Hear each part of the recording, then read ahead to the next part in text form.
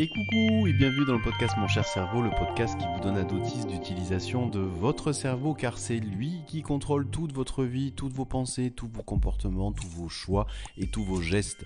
Et aujourd'hui dans cette série des super pouvoirs de votre cerveau, je vous propose de découvrir un super pouvoir qui s'appelle l'intelligence émotionnelle. Et oui, pourquoi c'est un super pouvoir ? Simplement parce que l'intelligence émotionnelle qui fait partie de chacun d'entre nous permet à la fois de comprendre nos émotions, mais aussi de comprendre les émotions des autres. Et ça, vous allez comprendre pourquoi c'est un super pouvoir.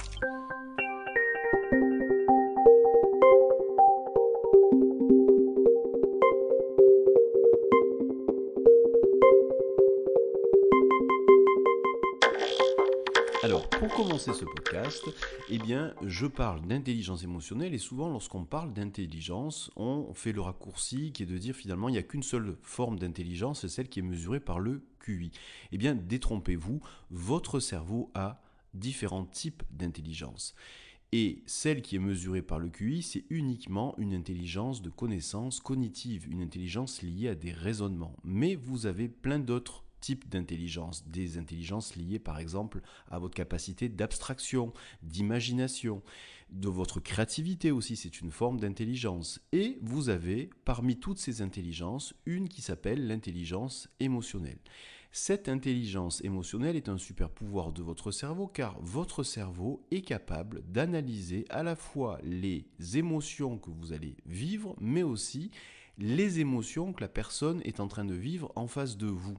Et ça, c'est capital parce que lorsqu'on est capable d'analyser par quelle émotion est traversée la personne que l'on a en face de soi, on commence à faire un pas vers cette personne-là en la comprenant, en tout cas en partie. D'ailleurs, un psychologue américain qui s'appelle Howard Gardner et qui a été un des tout premiers à développer la théorie des intelligences multiples, a affirmé que beaucoup de gens ayant un QI de 160 travaillent pour d'autres dont le QI ne dépasse pas 100. Les premiers possédant une intelligence émotionnelle bien plus faible que celle des seconds. Or, dans la vie quotidienne, aucune forme d'intelligence n'est plus importante que celle-là. Si vous ne la possédez pas, vous choisirez mal votre conjoint, votre métier, etc. Les écoles devraient impérativement l'inculquer aux enfants. C'est précisément ce que font les écoles danoises depuis 1975. Et oui, toutes les écoles danoises depuis 1975 dispensent 1 heure de cours d'intelligence émotionnelle chaque semaine dans tous les établissements du Danemark pour comprendre l'autre, comprendre soi-même et comprendre l'autre. Et comprendre l'autre, c'est aussi donner plus de sécurité psychologique aux enfants et prévenir les problèmes de harcèlement aussi. D'ailleurs, dès 2014, au Danemark toujours, ce dispositif a été complété par une réforme axée sur le bien-être et la lutte contre le harcèlement scolaire. Et il est tout aussi important que les enfants aient la notice d'utilisation de leur cerveau concernant leurs émotions que d'apprendre à lire, à écrire et à compter à l'école. Alors en France, depuis quelques semaines, on parle d'un programme contre le harcèlement et notamment le ministre de l'Éducation nationale a décidé d'intégrer pour les prochains mois des cours d'empathie s'inspirant du programme danois nommé Free for Morbury qui veut dire libérer de l'intimidation. Donc l'intelligence émotionnelle, c'est bien un super pouvoir de votre cerveau et comme tout super pouvoir, c'est quelque chose qui doit se pratiquer, s'entraîner avec beaucoup de force et de conviction et de répétition. Et avant de vous entraîner, je vais vous proposer déjà d'avoir une forme de compréhension de finalement ce que c'est une émotion.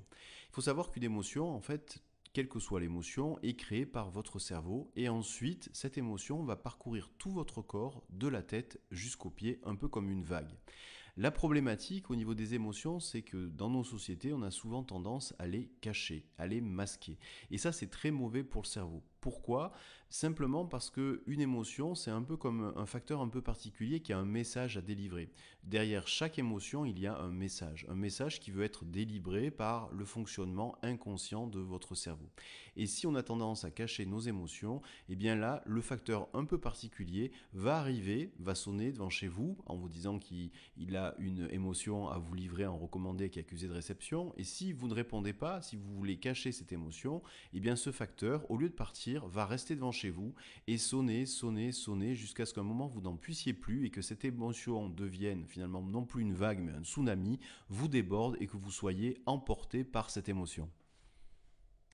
Maintenant donc vous savez qu'une émotion c'est un peu comme une vague qui traverse tout votre corps de la tête jusqu'aux pieds, mais que cette vague au départ est générée par votre cerveau, eh bien lorsqu'on prend conscience de l'émotion, on prend en fait conscience des conséquences que la vague fait dans notre corps. Lorsque vous avez peur, eh bien vous prenez conscience de la peur lorsque vous ressentez ce changement qui se passe dans votre corps, par exemple avec votre cœur qui bat de plus en plus vite, avec la transpiration, avec peut-être une boule au ventre.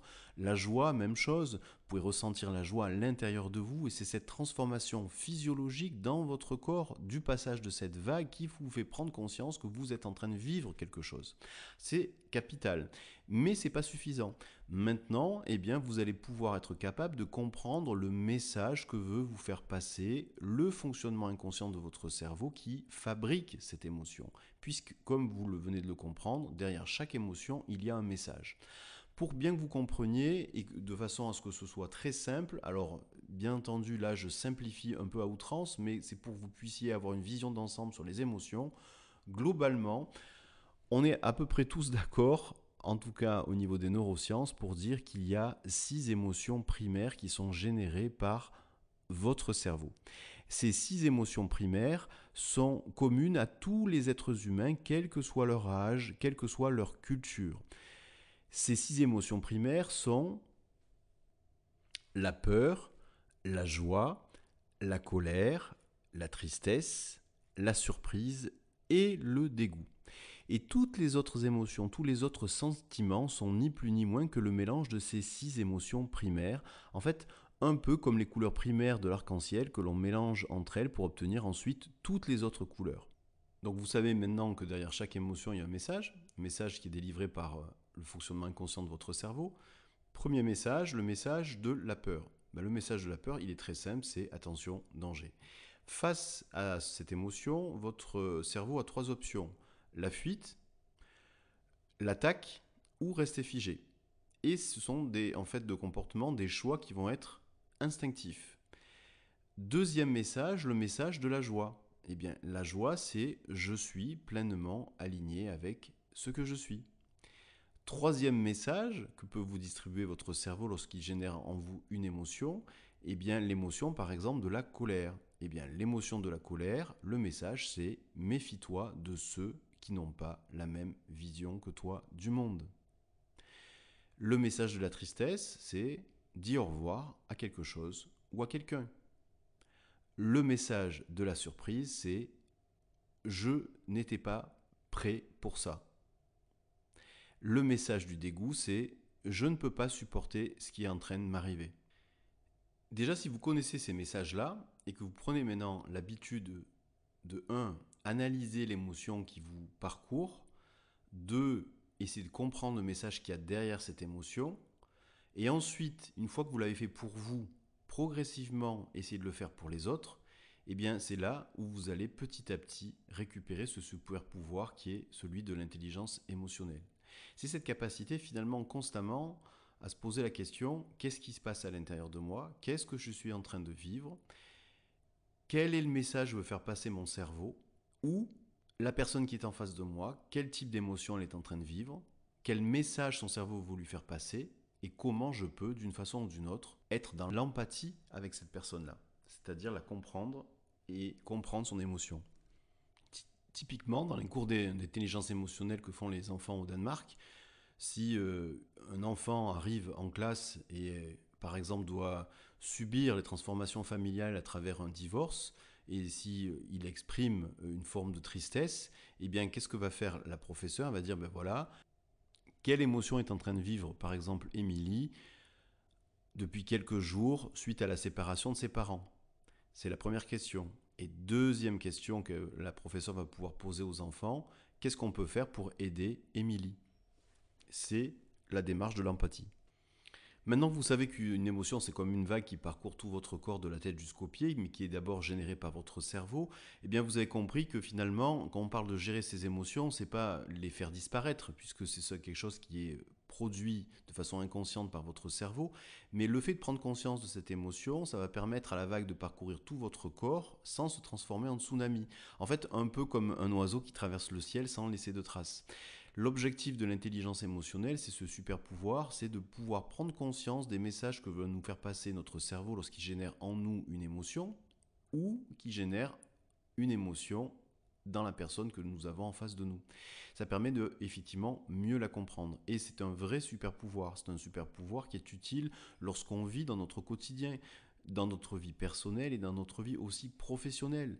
C'est la base du management, c'est la base de l'encadrement. Lorsqu'on doit travailler en groupe, dans une équipe, eh bien, la première chose, c'est de comprendre comment les gens fonctionnent, comprendre par quelles émotions ils sont traversés, pour ensuite comprendre comment s'adapter à ces personnes-là. Ça fait partie de l'intelligence émotionnelle aussi. Alors maintenant que vous êtes prêt ou prête à pratiquer ce super pouvoir qu'est l'intelligence émotionnelle, eh bien je vous propose de découvrir une technique qui va vous permettre aussi de diminuer la hauteur de la vague lorsque c'est une émotion qui vous traverse et qui revient systématiquement par exemple, et lorsque cette émotion est considérée comme une émotion négative. Bien entendu, si c'est une émotion positive, laissez-vous traverser plusieurs fois par cette émotion. Pour cela, eh bien, je vais vous proposer de vous installer les deux pieds au contact avec le sol sans croiser vos jambes et de poser vos deux mains sur vos deux cuisses. Prenez le temps de mettre ce podcast en pause si ce n'est pas le moment de le faire, par exemple. Si vous n'avez pas l'opportunité de mettre des écouteurs sur vos oreilles pour vraiment être dans ce qui se passe au niveau de cette technique. Et surtout, prenez quelques minutes pour vous mettre dans un endroit où vous ne serez pas dérangé. Ça ne va pas durer très longtemps. Vous allez en fait, par une technique de visualisation, essayer de vous dissocier de votre émotion pour donner comme consigne à votre cerveau de baisser cette hauteur de vague, donc de baisser la valeur émotionnelle qui vous pose des problèmes, puisque là, l'objectif, encore une fois, c'est de faire baisser la hauteur d'une vague, d'une émotion qui est considérée par vous-même comme négative. Alors attention, simplement ce que vous allez apprendre n'est pas fait pour gérer des traumas. Parce que là, un trauma, c'est une valeur émotionnelle qui est beaucoup plus grande qu'une vague, c'est plus que même un tsunami. Donc, très simplement, maintenant que vous avez les yeux fermés, les deux pieds au contact avec le sol, les deux mains posées sur vos cuisses sans croiser vos jambes, vous allez pouvoir vous reconnecter à cette émotion que vous voudriez baisser en intensité. Alors vous reconnecter, ça veut dire quoi? Ça veut dire simplement soit vous remémorer le moment où cette émotion est arrivée. Peut-être que le souvenir va réapparaître sous forme d'image. Mais surtout, le plus important, c'est que vous puissiez vous reconnecter physiquement avec cette émotion. Ressentir de nouveau cette émotion dans votre corps. Vous le savez maintenant, une émotion, c'est d'abord quelque chose qui est fabriqué par votre cerveau, mais ensuite cette vague parcourt tout votre corps, de la tête jusqu'aux pieds, et vous ressentez les traces de cette vague dans la façon dont votre corps s'adapte.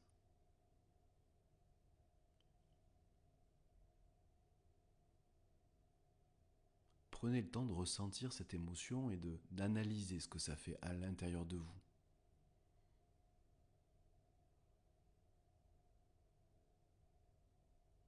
Peut-être que vous ressentez du chaud, du froid.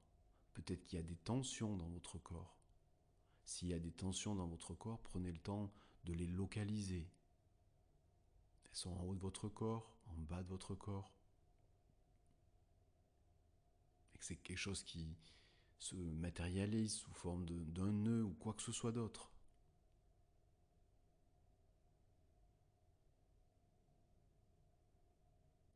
Prenez le temps de scanner tout votre corps et de découvrir comment cette émotion est en train d'envahir votre corps. Est-ce que votre cœur bat plus vite? Est-ce que votre respiration s'accélère? Est-ce que vous transpirez? Est-ce que les paupières de vos yeux bougent plus vite? Ou quoi que ce soit d'autre. Prenez simplement le temps de ressentir où se localise cette émotion et sous quelle forme.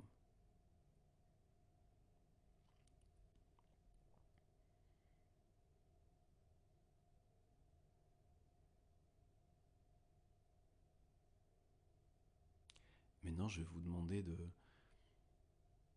diriger la paume de vos mains vers le ciel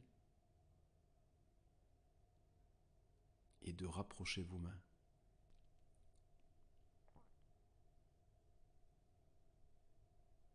Maintenant, vous allez faire en sorte que cette émotion, telle que vous l'avez analysée, avec les sensations que vous avez dans votre corps, sort de votre corps et vienne se poser sur vos mains.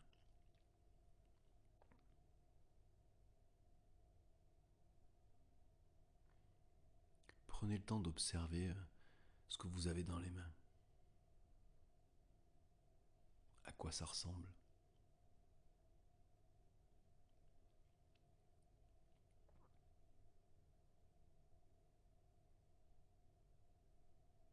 Qu'est-ce que ça fait d'avoir cette émotion dans vos mains? Le contact entre cette émotion qui est dans vos mains et vos mains. Quel type de contact il y a? Est-ce que c'est chaud, c'est froid? Est-ce que c'est visqueux? Est-ce que ça colle? Est-ce que c'est rugueux? Ou quoi que ce soit d'autre?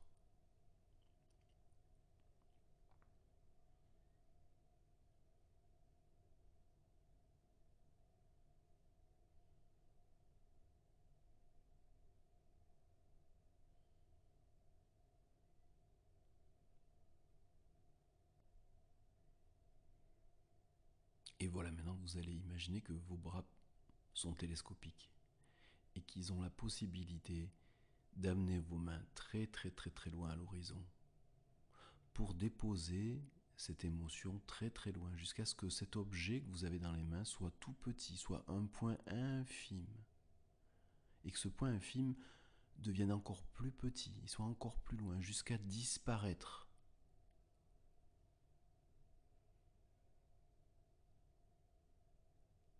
Et là maintenant, vous pouvez ramener vos mains contre vous. Reposez vos mains sur vos cuisses.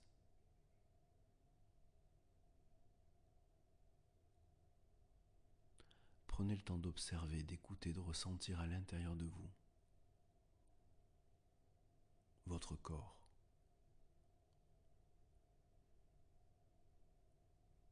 La façon dont votre corps, là, maintenant, s'est adapté, s'est posé après le passage de cette vague. Qu'est-ce que ça fait à l'intérieur de vous?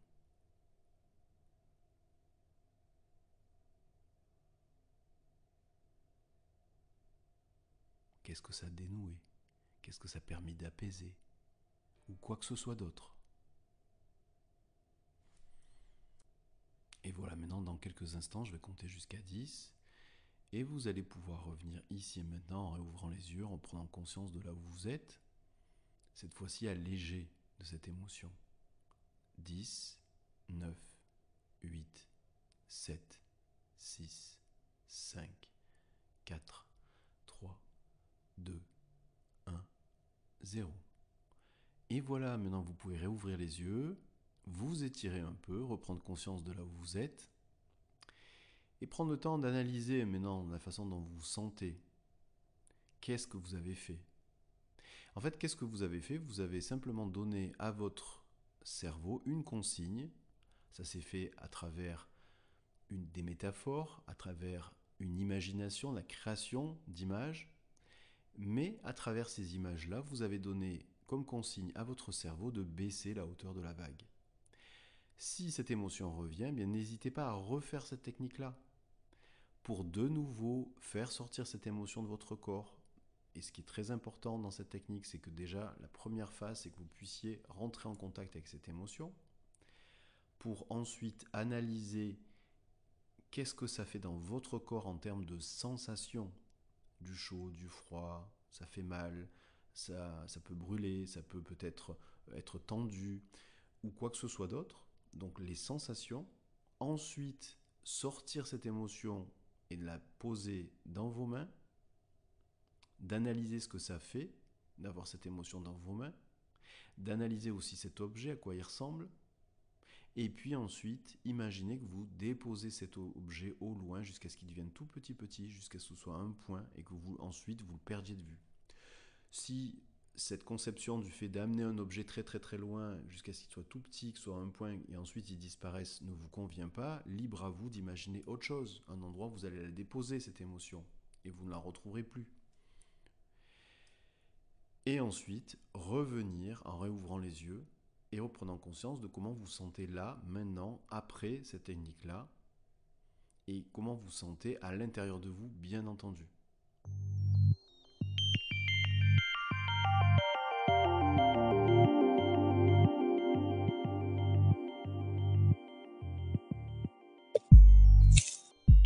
Et voilà, ce podcast se termine. Vous avez découvert aujourd'hui un super pouvoir qui est l'intelligence émotionnelle.